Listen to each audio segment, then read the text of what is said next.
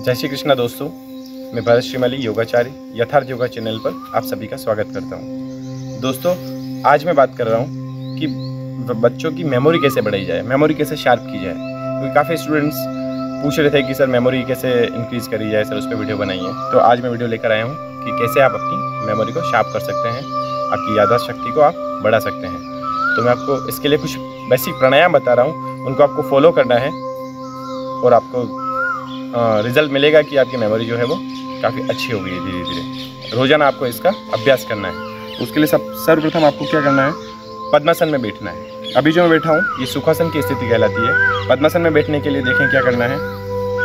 एक पैर को आपने थाइस पे लिया, लेफ्ट लेग को बेंड करके आपने राइट थाइस के ऊपर पंजे को रख दिया। फिर दूसरे पंजे को भी आपने राइट वाले को लेफ्ट थाई पे रख दिया। इस प्रकार ये स्थिति कहलाती है पद्मासन की स्थिति। इसमें आपकी रीढ़ की हड्डी सीधी रखनी है, गर्दन को सीधा रखना है, रस्सी सामने, और ये कहलाती है योग मुद्रा, यानी कि तर्जनी और अंगुष्ठ इन दोनों को मिलाकर इनकी टिप पर आगे से दोनों स्पर्श करते हुए इस तरह से रहेंगे। ये कहलाती है योग मुद्रा। इस आसन में आपको बैठ जाना है। ये होता है पद्मासन। पद्मासन में बैठकर आपको कुछ प्राणायाम करने हैं।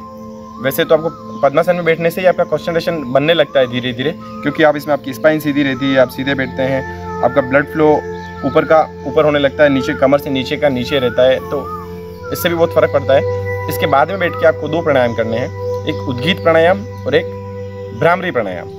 इन दोनों प्राणायाम को करने से आपके वाइब्रेशंस जो है माइंड के वो धीरे धीरे शांत हो जाते हैं। जो विचार थॉट जो चलती रहती है इंसान के मस्तिष्क में वो धीरे धीरे शांत होती है और आप किसी एक चीज़ पे फोकस कर पाते हैं और आपकी मेमोरी जो है वो बूस्ट होने लगती है धीरे धीरे। तो आप देखें, मैं दोनों प्राणायाम एक बार करके दिखा रहा हूँ। आपको इनके कम से कम 3 अभ्यास रोजाना करने हैं। धीरे धीरे अपनी कैपेसिटी को बिल्ड करना है और आपको ज़्यादा से ज़्यादा समय देना है। 3 अभ्यास रोजाना करना है। देखिए किस तरह से करना है। भ्रामरी प्राणायाम के लिए दोनों जो फिंगर है ये तर्जनी वाली, इनको आपको कान के अंदर डाल देना है। ज़्यादा प्रेस नहीं करना है, जोर से दबाना नहीं है, बस इतना कि आपको बाहर की आवाज़ें सुनाई ना दे।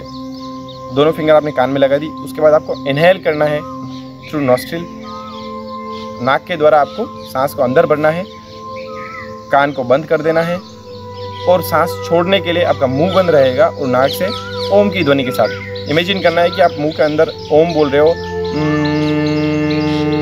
इस तरह से आपको सांस छोड़नी है। इसके 3 अभ्यास करने हैं। एक अभ्यास मैं आपको करके दिखा रहा हूँ। देखिए किस तरह से करना है। कान बंद कर दिया आपने, लंबा इनहेल किया,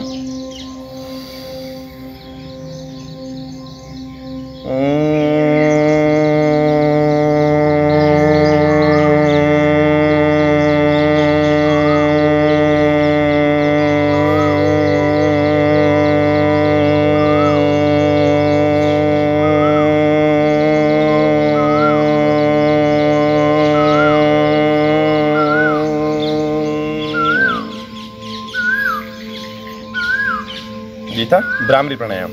जब आंखें बंद करते हैं तो आपको आज्ञा चक्र पर फोकस करना है, यानी कि आपकी दोनों जो आईब्रोज हैं यहाँ पर बीच में आपको इमेजिन करना है कि आप वहाँ पर देख रहे हैं। उस जगह आपकी दृष्टि होनी चाहिए आंखें बंद होने के बाद, और आपके अंगुलियाँ जो है वो आपके कान में रहेगी।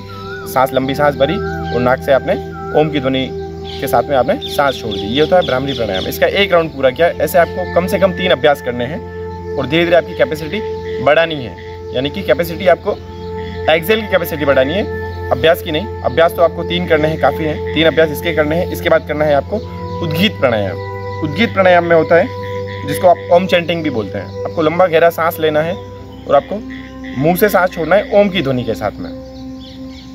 आंखें बंद रखनी है इसमें भी आपको, और आपका फोकस जो है आपको दोनों आईब्रो के बीच में रखना है। स्पाइन सीधी रहेगी।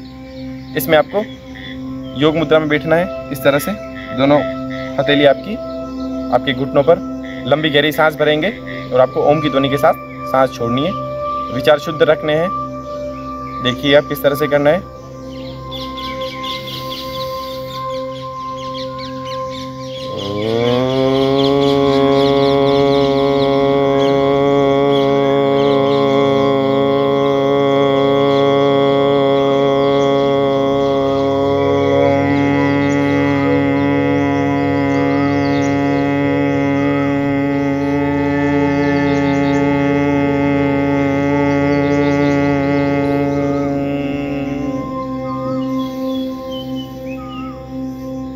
ये था उद्गीत प्राणायाम। इसमें आपको एक चीज़ का और ध्यान रखना है कि आप जब ओम बोलते हैं तो शुरुआत आप करते हैं जब आपको लगता है कि आपकी कैपेसिटी कितनी है उससे मिड में, यानी 50% आपने श्वास छोड़ दी, उसके बाद आपको मुंह बंद कर लेना है और म की ध्वनि ही उच्चारित करनी है इस तरह से। इससे आपको मानसिक शांति ज़्यादा मिलती है, ये आपकी मेमोरी के लिए ज़्यादा अच्छा होता है। इसको अलग अलग तरीके से किया जाता है। ओम जो है वो अ, ओ और म से मिलकर बना है। अगर अ का लंबा उच्चारण करते हैं आप तो आपको आध्यात्मिक लाभ मिलता है। अगर ओ का लंबा उच्चारण कर रहे हैं तो आपको उदर संबंधी लाभ मिलता है, और म का उच्चारण कर रहे हैं तो आपको मानसिक शांति मिलती है, यानी कि आपके विचार शांत होंगे, आप फोकस कर पाएंगे किसी भी चीज़ पर, आपकी मेमोरी शार्प होगी, आप एक बार पढ़ेंगे तो आपको याद हो जाएगा। इसके लिए आपको म को लंबा खींचना है, इस बात का विशेष ध्यान रखें। ये 2 प्राणायाम आप रेगुलर करें। इसके बाद अगर आपके पास समय मिलता है तो आपको पद्मासन में बैठना है, योग मुद्रा में बैठना है, आंखें बंद रखनी है, मन बिल्कुल शांत, आपका ध्यान जो है वो आज्ञा चक्र पर, शुरुआत में आप आज्ञा चक्र पर ध्यान रखें। उसके बाद आपको प्रत्येक आती जाती सांस पर ध्यान देना है। आप इनहेल कर रहे हैं, आपको इमेजिन करना है कि सांस आपकी अंदर तक कहाँ तक जा रही है, फिर आपने एक्सहेल किया तो देखिए कि सांस कितनी लंबी कहाँ तक जा रही है। इस चीज़ पर फोकस करना है और धीरे धीरे आपको कॉन्सेंट्रेट करना है। ये तीसरा प्राणायाम है आपके लिए, इसको समाधि भी बोलते हैं, मेडिटेशन भी यही होता है। मेडिटेशन का एक शुरुआती रूप है, छोटा रूप है। इन 3 प्राणायाम के साथ आप रोजाना प्रैक्टिस करें, 100% आपको फ़ायदा मिलेगा। रेगुलर करें, इससे और भी बहुत सारे फ़ायदे हैं। स्टूडेंट्स के लिए तो है ही हैं, सभी लोगों के लिए बहुत फ़ायदे हैं। तो इनका आप अभ्यास करें, स्वस्थ रहें, अपनी मेमोरी को शार्प करें। धन्यवाद।